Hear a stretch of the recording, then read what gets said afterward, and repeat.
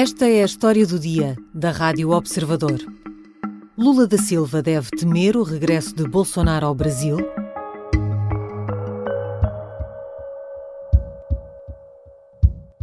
Bolsonaro, é o seguinte, o que todo mundo está querendo saber é se você vai voltar mesmo, parece que quinta-feira, não é isso? Foi uma entrevista surpresa na segunda-feira ao programa Pânico da Jovem Pan. Jair Bolsonaro confirma que regressa ao Brasil a 30 de março, esta quinta-feira, exatamente 3 meses depois de abandonar o país. Com previsão de pousar 7h15 da manhã em Brasília. É um regresso anunciado e depois adiado por causa da polémica das joias sauditas.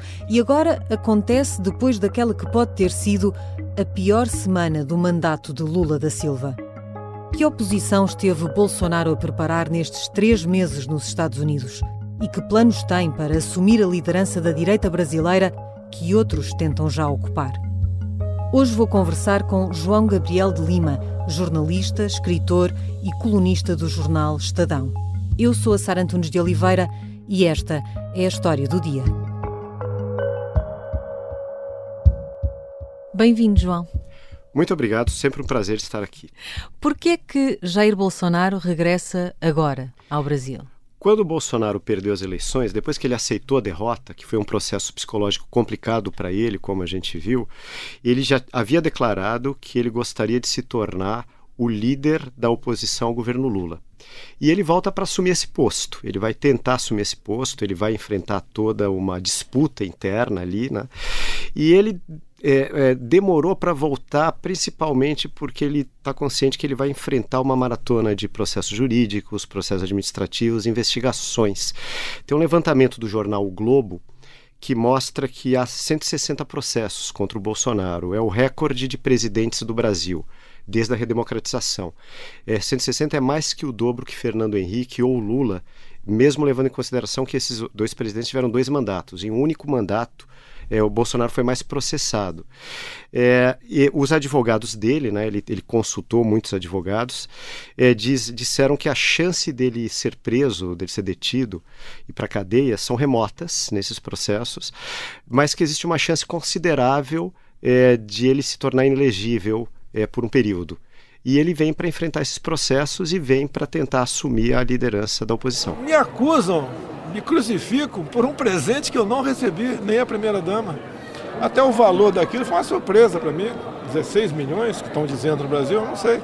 Este regresso já estava previsto, mas foi um bocadinho adiado por causa de umas joias. Afinal, que joias são estas? Foi em outubro de 2021, um ministro do governo Bolsonaro chamado Bento Albuquerque, ele fez uma visita de Estado à Arábia Saudita.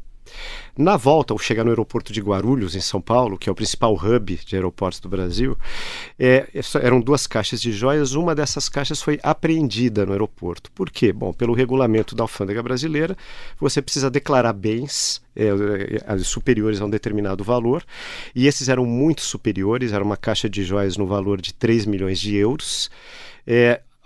Se não declarar, tem que pagar uma multa muito alta, que seria de 1,5 milhão de euros, no caso, né?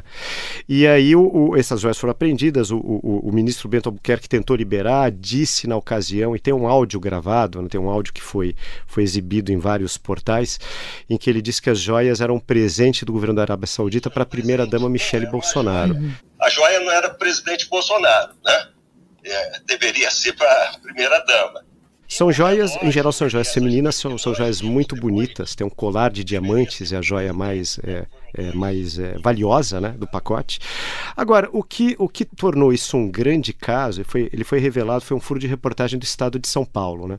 O que tornou isso um caso momentoso foi o fato de que o ex-presidente Bolsonaro, por 8 vezes, tentou recuperar essas joias. Essa tal caixa que tinha, por exemplo, esse colar, ele queria mesmo recuperar, mas sem pagar a multa.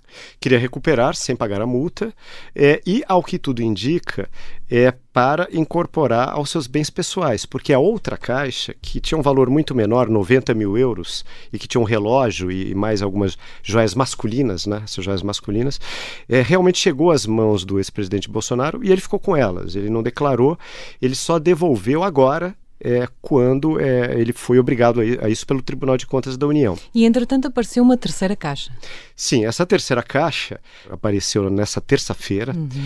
Essa terceira caixa foi um presente oficial que ele recebeu do governo da Arábia Saudita numa visita que ele fez em 2019.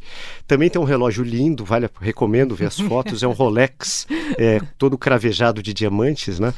E esse é que é o problema. Nós estamos a falar aqui de joias de mais de 3 milhões de euros em joias sauditas. Bolsonaro pode ficar com esses presentes? Não, ele não pode.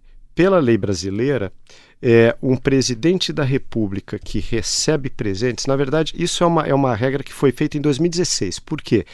Todos os presidentes brasileiros recebiam presentes e alguns ficavam com esses presentes. Há casos assim com Lula, com Dilma, com vários outros presidentes. Então, em 2016, o Tribunal de Contas brasileiro fez uma regra: não pode ficar com presentes acima de um determinado valor. Qual determinado valor? Não é estipulado, mas é colocado no regulamento o seguinte: tem que ser presente só de valor pessoal e valor baixo.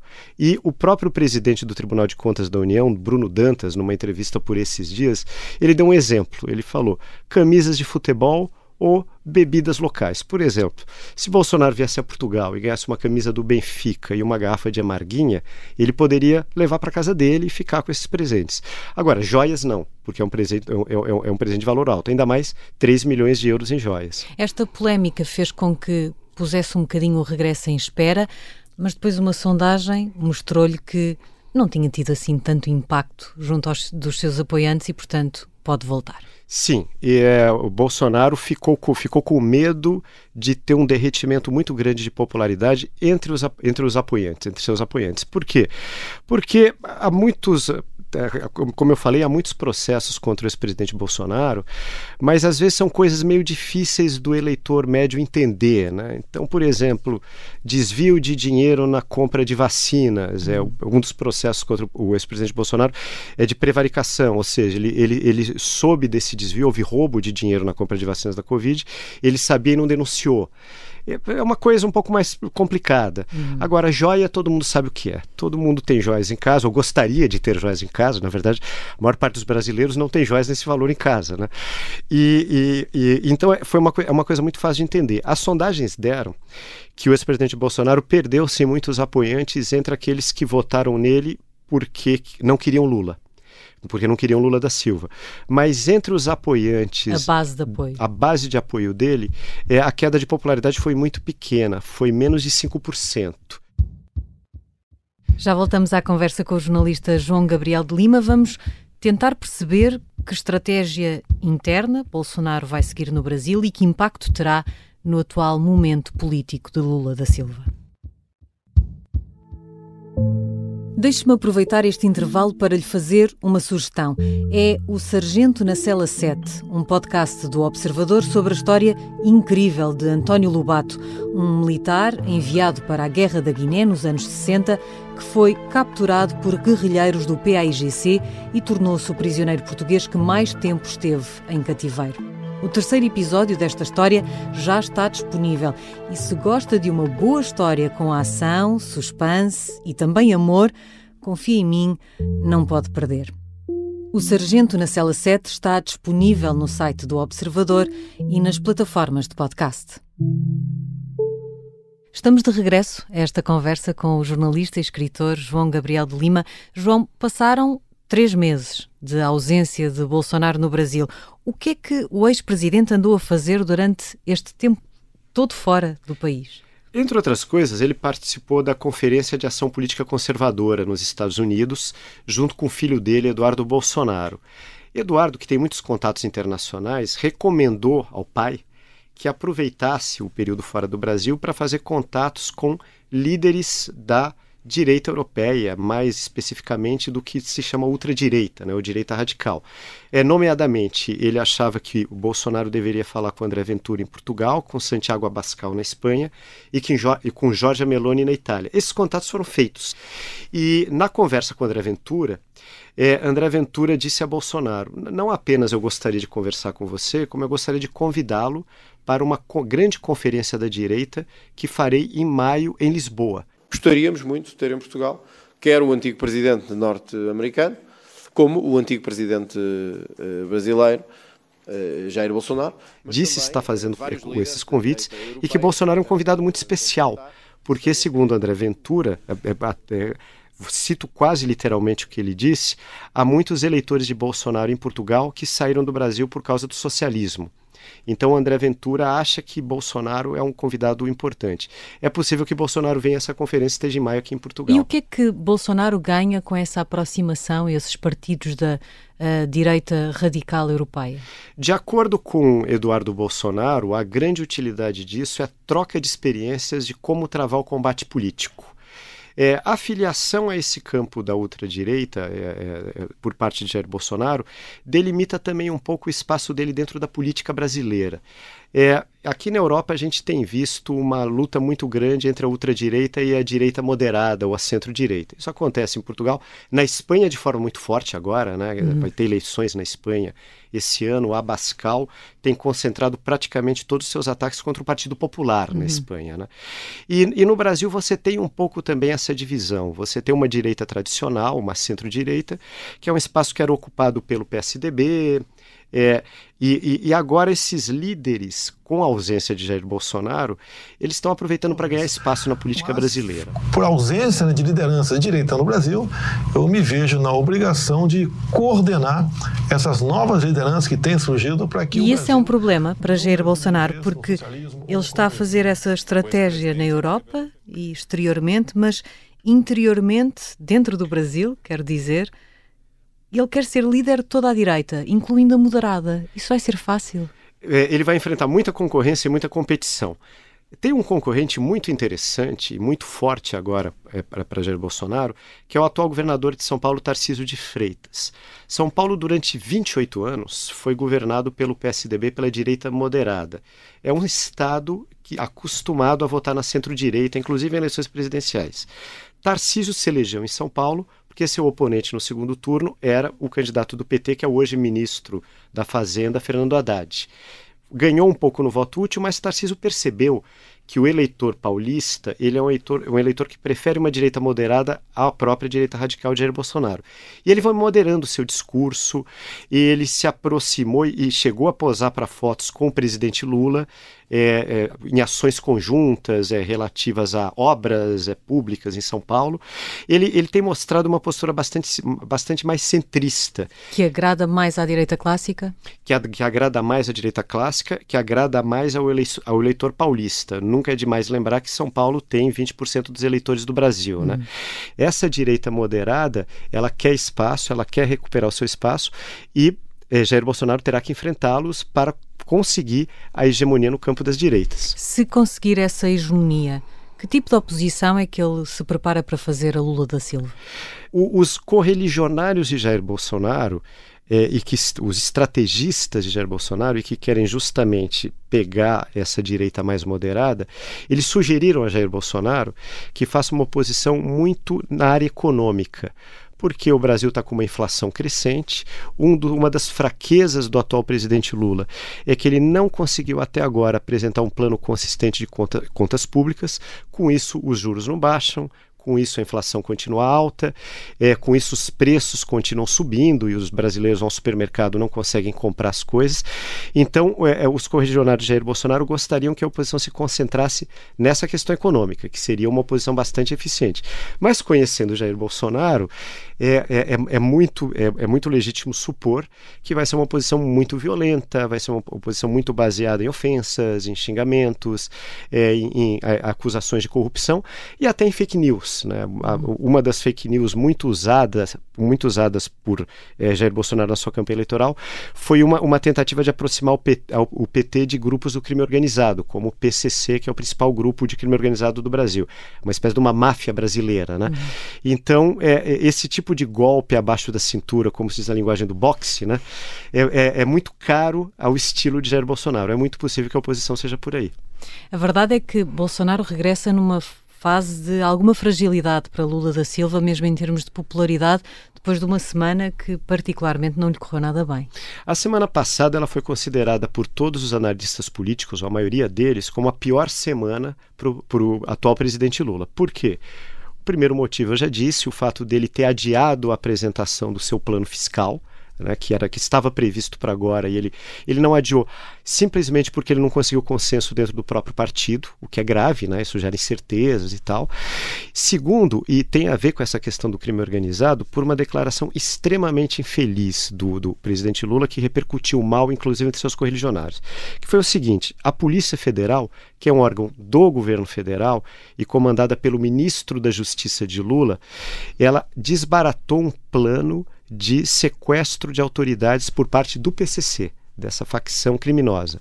Um dos que seriam sequestrados seria a nêmesis do atual presidente Lula, que é o juiz Sérgio Moro. Foi tudo muito bonito e muito elogiável. Só que o presidente Lula, em vez de elogiar a operação feita pela própria polícia do governo dele, ele criticou a operação e disse que aquilo podia ser uma conspiração do próprio Sérgio Moro contra o governo. Eu acho que é mais uma ação do Moro. Mas eu quero ser cauteloso. Eu vou descobrir o que aconteceu. É visível que é uma armação do Moro. Essa declaração repercutiu muito mal. Foi o presidente falando mal de um órgão do seu próprio governo e mostrando um pouco que ainda não superou a mágoa pessoal que ele sente em relação ao juiz Sérgio Moro, que afinal é o senador da República hoje, né? Então esse foi o segundo motivo da má semana do Lula. A última foi um motivo de saúde. Ele pegou uma pneumonia e não pôde viajar à China, que era uma viagem de Estado muito importante. A China há 20 anos, ou seja, desde que Lula chegou, superou os Estados Unidos como principal parceiro comercial do Brasil. É quem mais compra produtos brasileiros. Como a gente sabe, o Brasil é um grande produtor agrícola, de pecuária e também de commodities como petróleo, ferro, e a China compra muito tudo isso. O Brasil precisa muito da China e de uma boa relação com a China. E infelizmente para Lula, porque seria uma grande notícia do ponto de vista internacional, de política externa, ele também não pôde ir à China. Está em Brasília se recuperando, ao que parece não é uma pneumonia tão grave, então logo ele estará de volta aí. Então, estando Lula da Silva nesse momento de fragilidade e com aquilo que se pode antecipar da oposição que Bolsonaro vai fazer, há, afinal, razão para o presidente do Brasil temer este regresso?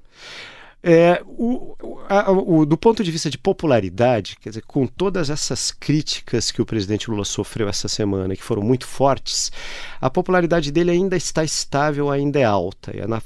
A avaliação de ótimo e bom do governo dele é 41%. Dado que o Brasil é um país meio rachado ao meio, não está mal. Não está mal, estando mais ou menos perto dos 50%, é uma popularidade boa. Mas eu vejo, quer dizer, aí uma opinião pessoal, que tudo depende muito do próprio Lula, né? Se um presidente faz um bom governo, ele não tem por que temer uma oposição forte. Agora, se o governo não está funcionando do jeito que se gostaria que estivesse, é um problema. Então vai depender muito como o Lula vai levar daqui para frente. O Lula teve algumas vitórias, especialmente em relação à política externa. Então o Lula teve ganhos na diplomacia, o que é importante. Mas ele teve... a área econômica continua patinando. E isso é uma questão que eu acho que vai determinar daqui para frente o sucesso ou fracasso de Lula. Se as pessoas conseguem comprar comida no supermercado e se os preços não sobem, elas sentem que estão num bom governo. Se elas não conseguem, isso é um problema. Obrigada, João. Eu que agradeço. Sempre uma honra participar. João Gabriel de Lima é jornalista, escritor e colunista do jornal Estadão. Esta foi a história do dia. Os sons de Jair Bolsonaro, Lula da Silva e André Ventura foram registados pela Jovem Pan, RTP e canal UOL. A sonoplastia é de Beatriz Martel Garcia. A música do genérico é do João Ribeiro. Eu sou a Sara Antunes de Oliveira. Até amanhã.